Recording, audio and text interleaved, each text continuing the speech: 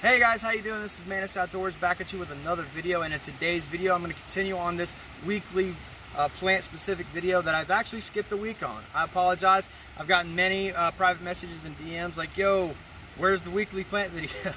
I was busy that weekend, so here we are with this plant video, and in today's video we're going to do common mullein. And I'm actually out here with my daughter, and we're going to introduce this plant to her. So stay tuned. Alright, feel this. See how soft that is? Yeah. This is a plant called common mullein. So, a fun fact, I don't want to damage this plant too much because as far as I can tell, it's one of the only ones that are in this area. But Native Americans would process this, and since it's so soft, they would put this in their moccasins, kind of like has a sole to their moccasins. And you can feel how that would be totally comfortable. So, if you could imagine what other uses this could be for, Toilet paper. Toilet paper, yeah. So I mean, some people, it's famous for woodland toilet paper, although I don't think I've ever used it for that. But you know, there's tons and tons of uses for common mullein. If we take these leaves and we dry them out and we smoke them, that is a expectorant. So if you have some kind of a bronchial infection or something like that, you can smoke this plant, the dried leaves and even the buds and flowers, and it will act as an expectorant to force you to cough that infection, that phlegm up. The stalk to this is one of my go-tos for hand drill. I love the dried stalk of a mullein for hand drill.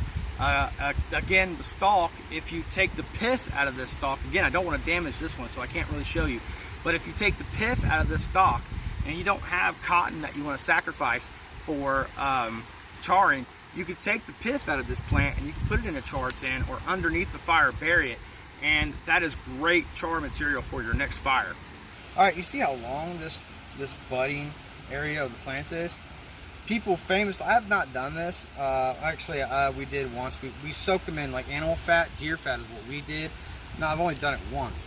But the dried portion of this will burn for hours and hours and hours and hours if soaked in fat and used as a torch. But you know, there is a lot of different things that this can be used for. This is a very, very useful plant for you to know when you go on into your life. You know, it's very, very hard to misidentify this plant, just how soft it is, and the leaves are opposite as they go down. They actually spiral opposite down the stalk. Yeah. So that is just another way to identify this plant. But like I said, it's incredibly hard to misidentify this plant. There's not much out here that looks anything even remotely like this plant. But it is a very good plant to have in your medicinal toolbox and other resources that this plant can give you as far as fire and, you know, light, etc., etc. So hopefully you enjoyed this video. This has just been another video in our weekly recap of plants that are out in the woods, that are in the eastern woodlands or in your area. Again, hope you enjoyed the video, and hopefully we'll see you out in the woods.